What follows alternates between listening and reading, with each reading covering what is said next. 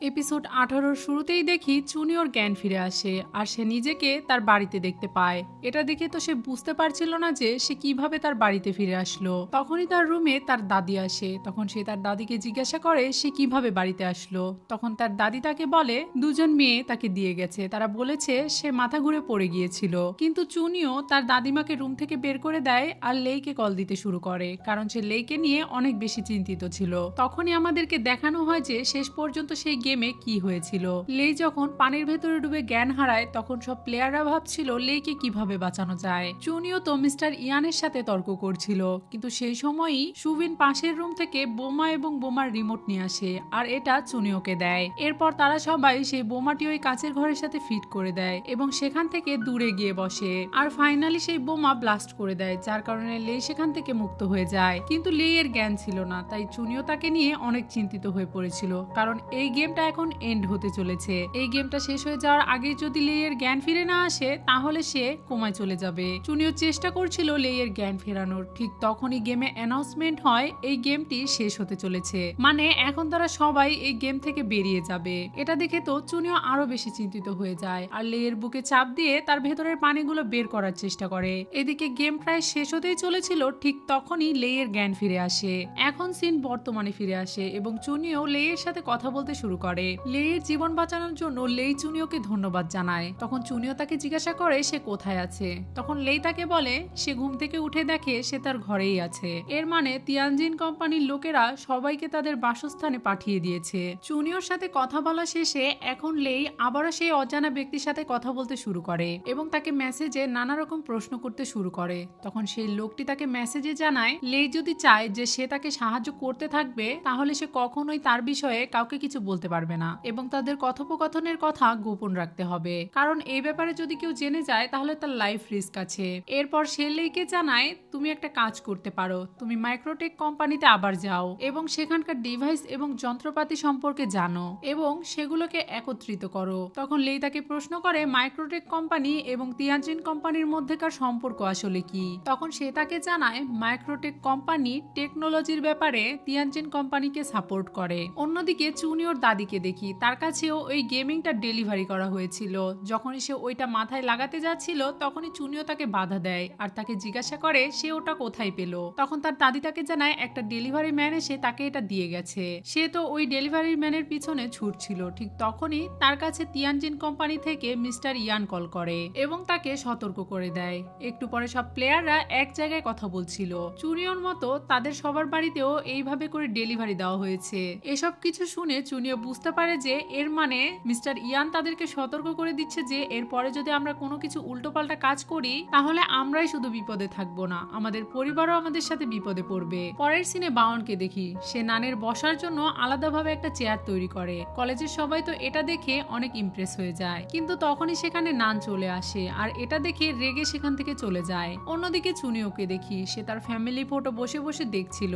এরপর সে কিছু একটা মনে করে সেই ছবিটা অ্যালবাম থেকে বের করতে যাচ্ছিল। ঠিক তখনই সে দেখতে পায় সেই অ্যালবামের ভেতরে একটা ছোট্ট চাবি রয়েছে। সেই চাবিটা সে হাতে নিয়ে ভাবছিল এটা কিসের চাবি হতে পারে। ঠিক তখনই রুমে নান চলে আসে। নান তো বাওনের এসব কাজকর্ম নিয়ে অনেক রেগেছিল আর সে রেগে এসে তার টেবিলের সামনে বসে। এরপর সে টেবিলের সামনে একটা গিফট বক্স দেখতে পায়। এটা দেখে সে চুনিওকে জিজ্ঞাসা করে এটা কি বাওন পাঠিয়েছে। তখন চুনিও তাকে না বলে। এরপর কিছু একটা মনে করে সে ওই বক্সটা খুলে দেখে আর সে দেখতে পায় সেখানে একটি ডায়েরি রয়েছে এবং সেই ডায়েরির সাথে একটি ছোট্ট চাবিও রয়েছে। এটা দেখে চুনিও বুঝতে পারে আর সে গিয়ে ওই চাবি দিয়ে ওই ডায়েরির লক খোলে এবং দ্রুত তার বাবা যে বাড়িতে থাকে সেখানে চলে যায়। এইদিকে নানও সেই ডায়েরিটা খুলে পড়তে শুরু করে আর সে বুঝতে পারে যে এই ডায়েরিটা আসলে সুবিন তার জন্য লিখেছে। সুবিন নানকে ধন্যবাদ জানিয়েছিল কারণ সে গেমের ভেতরে তার জীবন বাঁচিয়েছে এবং তার আগের ব্যবহারের জন্য সে নানের কাছে ক্ষমা চেয়ে নেয় আর তাকে বলে সে তার বন্ধু হতে চায়।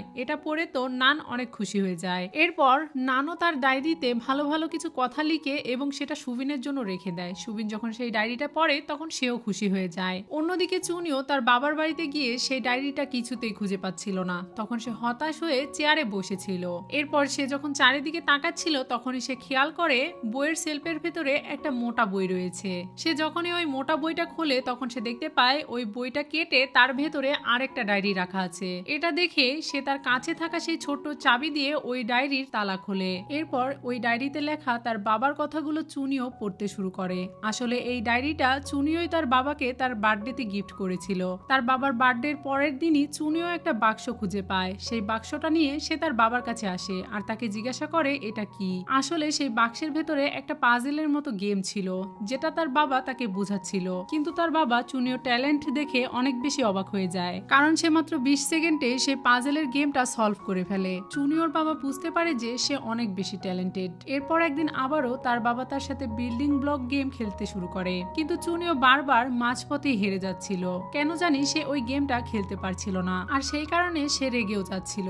তখন তার বাবা তাকে বোঝায় কোনো কাজ এত তাড়াতাড়ি ছেড়ে দেওয়া উচিত নয়, তাই যে কোনো কাজের জন্য তাকে ধৈর্য রাখতে হবে। সে তখন অনেক ছোট ছিল, তাই তার বাবা ভাবছিল হয়তো সে তার কথা এখন না বুঝলেও বড় হলে ঠিকই বুঝবে। তার বাবা ভাবছিল একবারে সবকিছু শেখানোর কিছুই নেই, কারণ চুনিও এখনো ছোট এবং চুনিও বড় হতে হতে তার বাবা তাকে সবকিছু শেখাবে। এসব কিছু পড়ে চুনিও অনেক কান্না করছিল আর তার বাবাকে মিথ্যাবাদী বলছিল।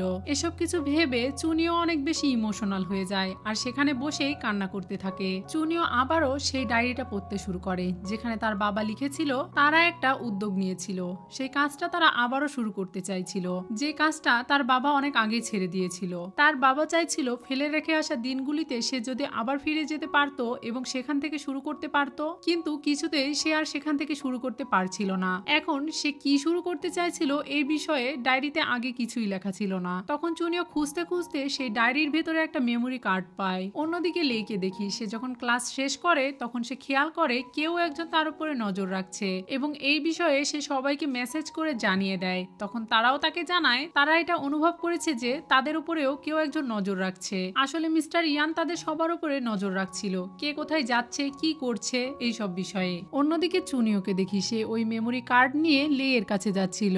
গাড়ি থামিয়ে যখন সে ফোন চেক করে তখন সে তাদের SMS গুলো দেখে চারিদিকে তাকাচ্ছিল, এটা জানার জন্য যে তাকে কেউ ফলো করছে কিনা। এরপর সে লেয়ের রুমের দরজার কাছে এসে দেখে তার দরজা খোলা আর সে বাহিরে দাঁড়িয়ে দরজায় নক করতে শুরু করে। তখনই চেনজি দরজা খুলে দেয়। তাকে দেখে চুনিও একটু অবাক হয়। তখন চেনজি তাকে বলে আমাকে তো লেই বলেনি যে তুমিও আসবে, ঠিক আছে ভেতরে এসো। আসলে চেনজি লেয়ের কাছে এসেছিল তার কলেজের একটি প্রজেক্টের বাহানা দিয়ে। ভেতরে গিয়ে তারা দুইজন কথা বলছিল, তখনই লেইও সেখানে চলে আসে। তখন চুনিও তাকে বলে আমি কি ভুল সময় এসে পড়েছি, ঠিক আছে তাহলে আমি পরে আসছি। এটা বলে যখন সে চলে যেতে শুরু করে তখন লেই তাকে থামায় আর তাকে বলে চেনজি এখানে এসেছে কারণ তার একটা প্রজেক্টে আমার হেল্পের প্রয়োজন। তখন চুনিও টেবিলের দিকে তাকায় এবং সেখানে কিছু কাগজপত্র দেখে তার কথা তার বিশ্বাস হয়। তখন চুনিও তাকে বলে তার সাথে কিছু কথা আছে। তখন লেই তাকে পাশের রুমে নিয়ে যায়। সেখানে যাওয়ার পর চুনিও তার বাবার ডায়েরিতে পাওয়া সেই মেমোরি কার্ড লেইকে দেখায় আর তাকে বলে সে এটা তার বাবার ডায়েরি থেকে পেয়েছে,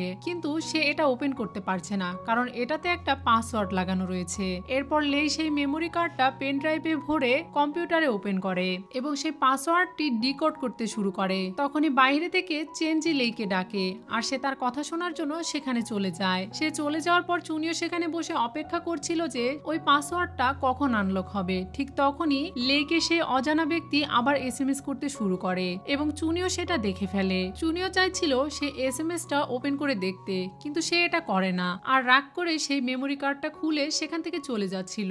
তখন লেই তার সামনে আসার তাকে জিজ্ঞাসা করে সেই মেমোরি কার্ডের ভেতরে কি ছিল। তখন চুনিও তাকে বলে এটা আনলক করা হয়নি। তখন লেই আবারও ট্রাই করতে চায়, কিন্তু চুনিও তাকে মানা করে দেয়। এটা দেখে লেই বুঝতে পারে যে চুনিও কোনো একটা কারণে রাগ করেছে। তখন লেই তাকে বলে চেনজি আসলে মিস্টার নিয়ানের মেয়ে, আমার আর তার মধ্যে অন্য কোনো সম্পর্ক নেই। কিন্তু চুনিও এরপরেও তার উপরে রাগ করে থাকে। লেই তো বুঝতেই পারছিল না যে চুনিও কেন তার উপরে রাগ করেছে। সে তাকে বোঝানোর চেষ্টা করছিল, কিন্তু চুনিও অবশেষে রাগ করে সেখান থেকে চলে যায়। ফিরে যাওয়ার পর চুনিও মন খারাপ করে বসেছিল। ঠিক তখনই আবারও লেই তাকে কল করে এবং সে আবারও তাকে বলে আরেকবার সে ওই পাসওয়ার্ডটা ডিকোড করতে চায়, কিন্তু চুনিও তাকে বলে এর কোনো প্রয়োজন নেই। তখন লেই তাকে বলে ঠিক আছে, কিন্তু যদি তুমি সেই পাসওয়ার্ডটা খোলার চেষ্টা করো তাহলে এটা মাথায় রেখো, যদি সেটা 8 সংখ্যার হয় তাহলে অবশ্যই সেটা কোনো একটা তারিখ হবে, যেমন বছর, মাস এবং দিন। এটা বলে সে কল কেটে দেয়। তখন চুনিও তার বাবার লেখা সেই ডায়েরিটা আবারও দেখতে শুরু করে এবং সেই ডায়েরিতে লেখা ঘটনার তারিখগুলো ভালোভাবে মেলায় এবং সেই অনুযায়ী পাসওয়ার্ড দিলে মেমোরি কার্ডটা অন হয়ে যায়। তখন চুনিও দেখতে পায় সেই মেমোরি কার্ডের ভেতরে কিছু ছবি আর ডিজাইন রয়েছে এবং সেগুলো অন্য কিছুই নয় বরং সেই 19 ফ্লোরের গেমের ডিজাইন ছিল। এতদিন যারা যে লোক লোকেশনে গেমগুলো খেলছিল ঠিক সেই গেমগুলোর ডিজাইনই এখানে আঁকানো ছিল। একদম শুরু থেকে শেষ পর্যন্ত সবকিছুই যেন এখানে ছিল। এসব কিছু দেখে তো চুনিও অনেক অবাক হয়ে যায়। আর এই এপিসোডটা এখানেই শেষ হয়ে যায়। এপিসোড 19-এর শুরুতেই দেখি মিস্টার ইয়ান তাদের রেকর্ড করা গেমগুলো আবারও দেখছিল আর কিছু একটা ভাবছিল। তখনই তার ম্যানেজার তার কাছে আসে এবং তাকে বলে সময় হয়ে গিয়েছে গেম শুরু করার। কিন্তু মিস্টার ইয়ান তাকে বলে না, এখনই গেম শুরু করা যাবে না, প্রথমে গেমের ভেতরে কিছু জিনিস চেঞ্জ করতে হবে, এরপরেই আমরা এই গেমের নেক্সট লেভেল শুরু করব। আজকের মতো এই গেমটা বন্ধ রাখো। রাতে লেই আবারও সে অজানা ব্যক্তির সাথে SMS করছিল। তখন সে তাকে বলে তুমি মাইক্রোটেক কোম্পানিতে জয়েন করো এবং তাদের যন্ত্রপাতির ব্যাপারে জানার চেষ্টা করো। তাদের গুরুত্বপূর্ণ যন্ত্রপাতি ডিভাইস 2 এ থাকার কথা।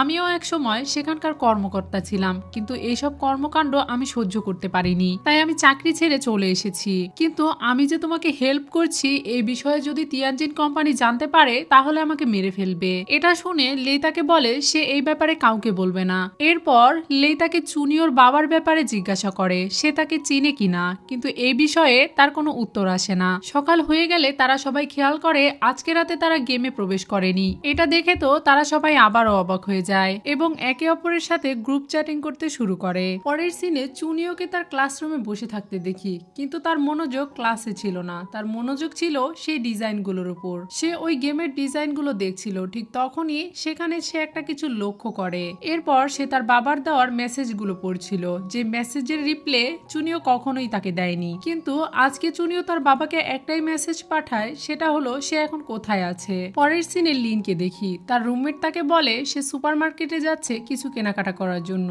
সেও কি তার সাথে যাবে। কিন্তু লিন তাকে বলে এখন তার পরিবারের সাথে তার ভিডিও কলে কথা বলতে হবে, তাই সে যেতে পারবে না। এটা শুনে তার রুমমেট সেখান থেকে চলে যায়। এরপর সে তার বেডের উপর বসে একটা ল্যাপটপ অন করছিল। ঠিক তখনই তার রুমমেট আবারও ফিরে আসে এবং সে তার কাছে গিয়ে দেখে লিনের কাছে একটা ল্যাপটপ আছে। এটা দেখেই তো সে কি দেখছিল এতক্ষণ সে ওইটা দেখার জন্য জোর করতে শুরু করে। কিন্তু ঠিক তখনই লিনের ওয়াইফের ভিডিও কল চলে আসে। এরপর লিন যখন সেই কল রিসিভ করে তখন তার বউ তার উপরে অনেক বেশি রেগে যায় আর তাকে বলে তার কোন মেয়ের সাথে সম্পর্ক আছে যে সে ব্যাংক থেকে এত টাকা বের করে নিয়েছে। তার বউ তার উপরে অনেক রাগারাগি করছিল আর তাকে বলছিল পরশু তার মেয়ের খরচের জন্য কিছু টাকার প্রয়োজন, তাই সে যেন সেটা পাঠিয়ে দেয়। তখন লিন তাকে শান্ত করার জন্য তাকে প্রমাণ দেখায় আর তাকে বলে আমি ব্যাংক থেকে টাকা তুলে নিজের উপরে খরচ করিনি, আমি একটা ল্যাপটপ কিনেছি আর আমি চেয়েছিলাম যে এই ল্যাপটপটা আমি আমার মেয়েকে সারপ্রাইজ দেব।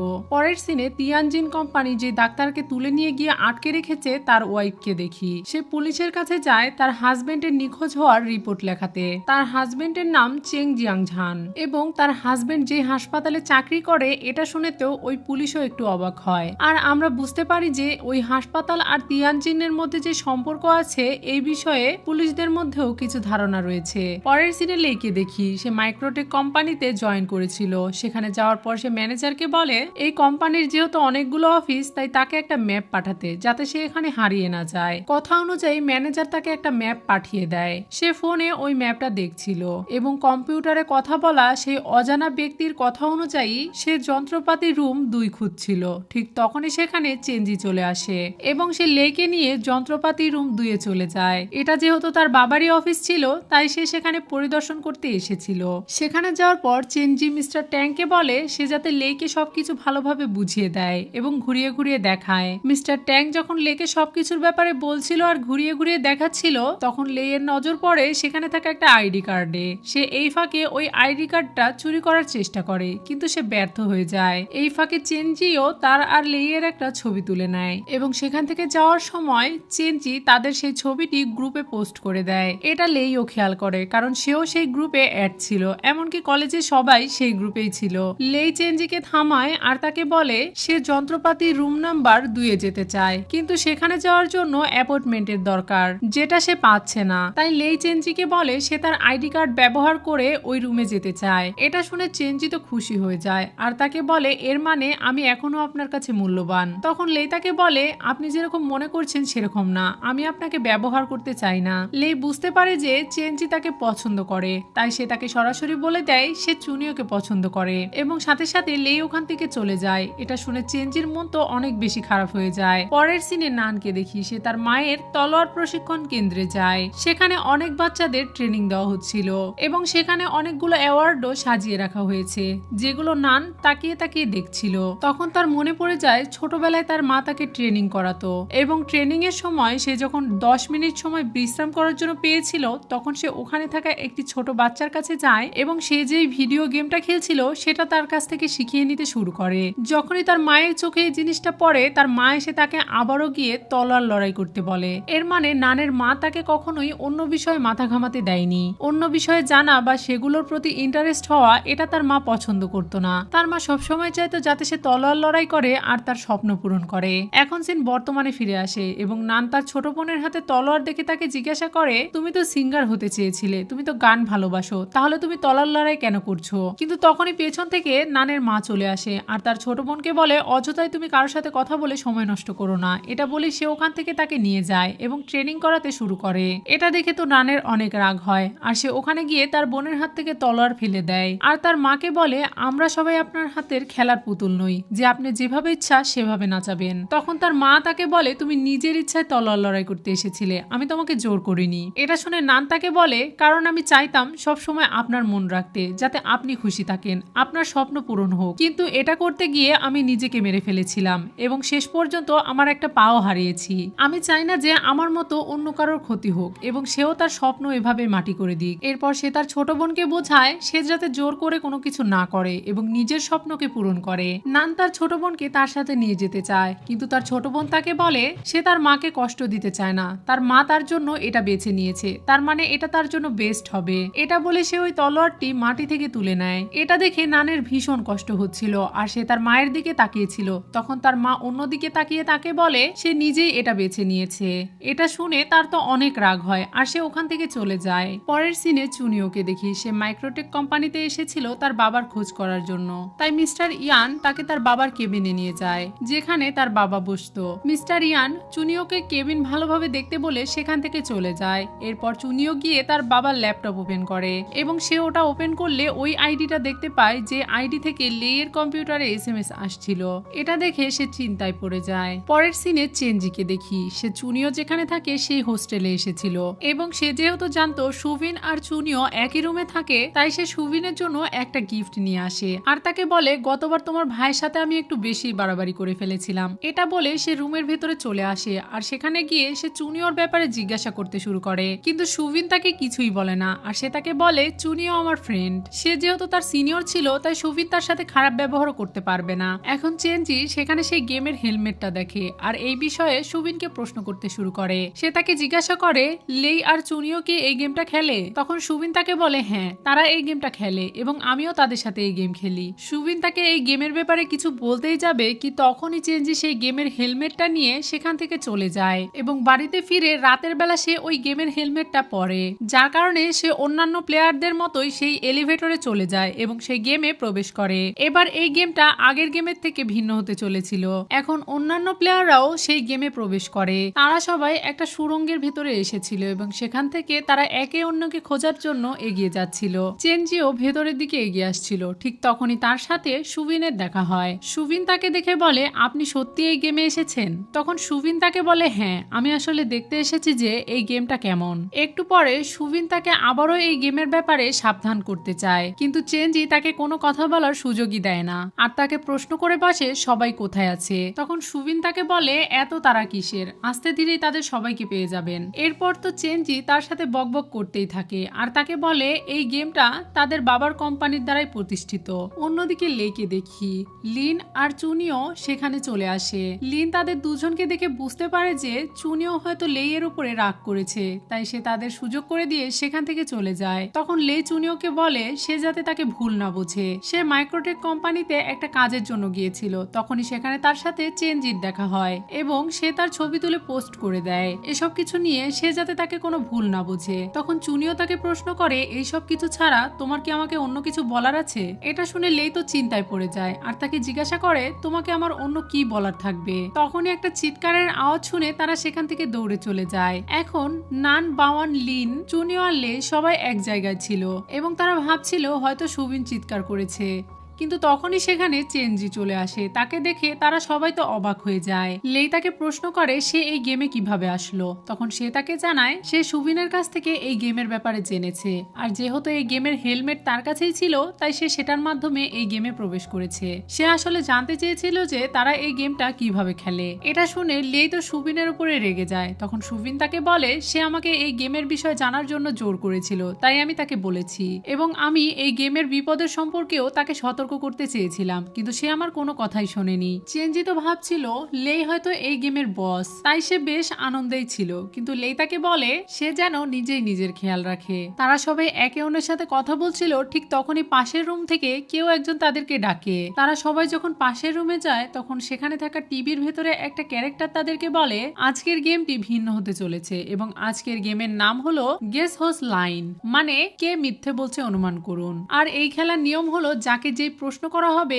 সেই প্রশ্নের একটাই উত্তর দিবে, কিন্তু যদি সে মিথ্যা বলে তাহলে তাকে কঠিন শাস্তি দেওয়া হবে। এটা শুনে তারা সবাই তো একটু অবাক হয়ে যায় আর বলতে শুরু করে এত সহজ গেম। তখন বাওয়ান তাদেরকে বলে যত সহজ গেম তত বেশি বিপদ, তাই তাদেরকে বিশ্বাস করা যাবে না। তখনই সেই গেমের ক্যারেক্টার তাদেরকে বলে তাদের মধ্যে যে কোনো একজন প্লেয়ারকে এই দরজার পেছনে পাঠাতে। এটা বলে সেখানকার দরজা খুলে দেওয়া হয়। এটা দেখে তারা সবাই প্রথমে যেতে ভয় পাচ্ছিল, কিন্তু চেনজি তো এই বিষয়ে কিছুই জানতো না, তাই সে মনে করছিল সে যদি সবার প্রথমে যায় তাহলে সবাই তাকে গুরুত্ব দিবে, বিশেষ করে লেই তাকে গুরুত্ব দিবে। তাই হুট করে সে দরজার ভেতরে চলে যায় এবং সাথে সাথে সেখানকার দরজাও বন্ধ হয়ে যায়। এরপর সেই গেমের ক্যারেক্টার তাকে প্রশ্ন করে আমি লক্ষ্য করেছি যে আপনি এখানে একজনকে সবচাইতে বেশি ঘৃণা করেন, আপনি তার নাম বলুন। কিন্তু চেনজি তাকে উত্তর দেয় সে এখানে কাউকে ঘৃণা করে না, আর এটা অবশ্যই একটা মিথ্যা কথা ছিল, যার কারণে এবার সে শাস্তি পেতে চলেছে। তাই সেখানে থাকা ইলেকট্রনিক যন্ত্রের মাধ্যমে তাকে শর্ট দেওয়া হয়, মানে ঠিক বিদ্যুৎ চমকানোর মতো, যার কারণে সে ওখান থেকে গায়েব হয়ে যায়। আর সে কোথায় যায় এটা তারা কেউই বুঝতে পারে না। এবং এখানেই আজকের এই এপিসোডটি শেষ হয়ে যায়। তো ভিউয়ার্স, এই ড্রামাটি আপনাদের কাছে কেমন লেগেছে তা আমাকে কমেন্ট বক্সে কমেন্ট করে অবশ্যই জানাবেন, এবং এই ড্রামাটির বাকি পর্ব দেখার জন্য আমার চ্যানেলে সাবস্ক্রাইব করে বেল বাটনে অলে ক্লিক করে রাখবেন, যাতে ভিডিও পোস্ট করার সাথে সাথে নোটিফিকেশন সবার আগে আপনার কাছে পৌঁছে যায়।